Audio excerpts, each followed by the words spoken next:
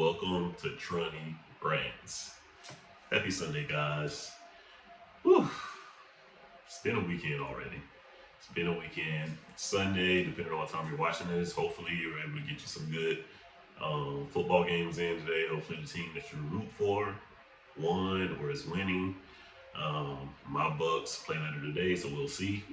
By the time I record and drop this video, might be in a little bit more either happier or slumber mood, depending on the results of the game.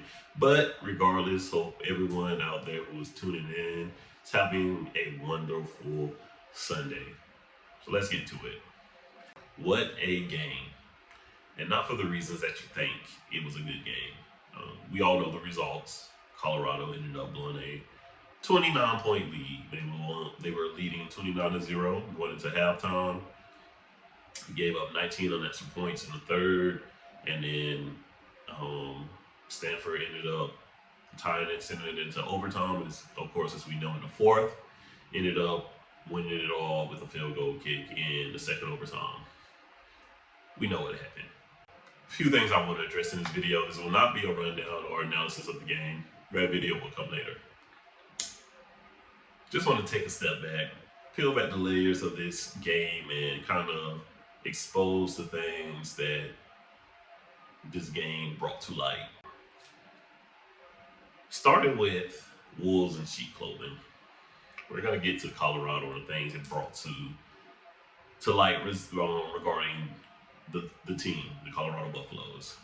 But the first thing I see that this loss, I should say, brought to light is the wolves that are in sheep clothing out there.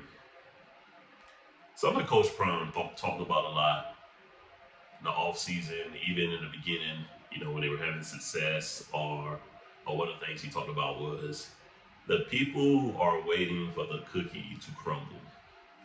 We knew there was a sector out there that, waiting for Coach Prime to fail on this level, at this magnitude, with a loss like this. Not talking about those people. Not even going to address the people I'm really are talking about. But I want to say it's interesting what I see out there. A lot of people who are portraying themselves to be true advocates, true supporters of this program, seem to really be showing their true colors. And that's the first interesting thing that was brought to light for me with this loss. The second thing is just really how attached to this team that I am. This is not a bandwagon, so to speak, type of situation for me.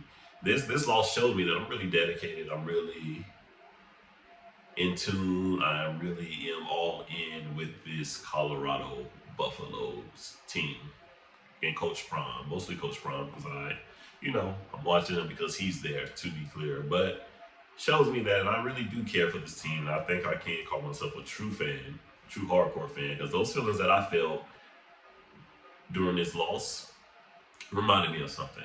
Quick side note, I was a psychology major in undergrad, and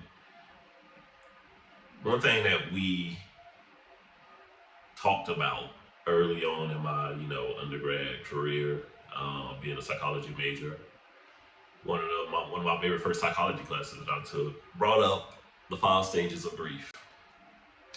And I think this is something that a lot of Buff Nations either went through this weekend or currently going through. Probably not all 5 stages, but at least 4 out of the 5, at least for me. So I'm gonna break it down. The first stage of grief, well, the 5 that there are: denial, anger, bargaining, depression, and acceptance.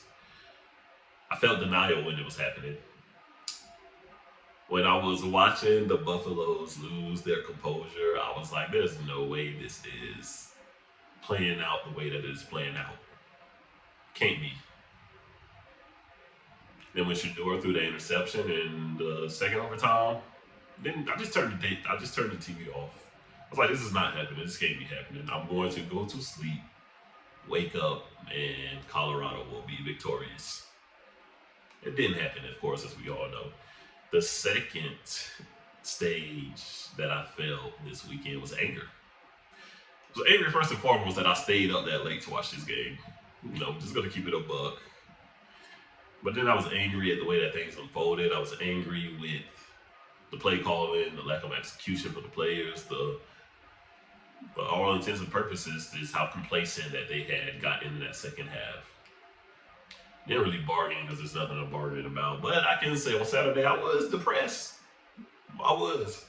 Didn't watch any college football that Saturday. I did not want to even look at my phone. I did not want to look at Google, because I just knew everything that was popping up was going to be Colorado Buffaloes related, and I was not ready at that point in time to consume that type of content. And finally, acceptance, which is a great segue into what this video is about.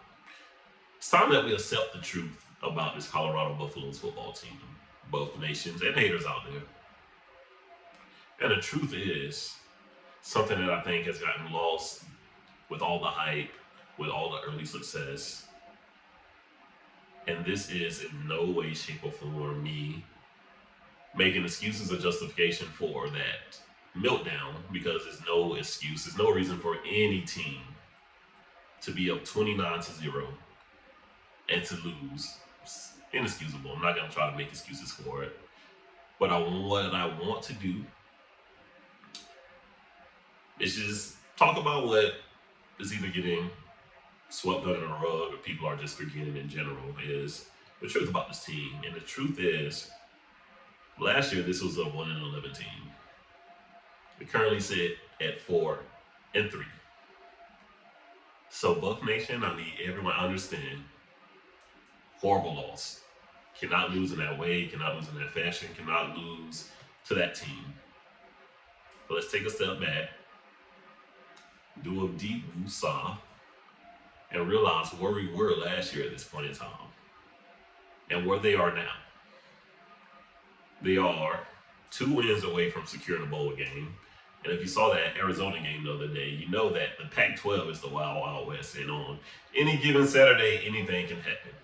So I know we're looking at that schedule, and I'm not going to get too much into it in this video. I'll do another video breaking that down. But 2 wins away from securing a bowl game compared to being 1-11 last year.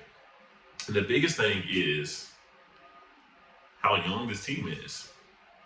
We all know that they have 86 new players.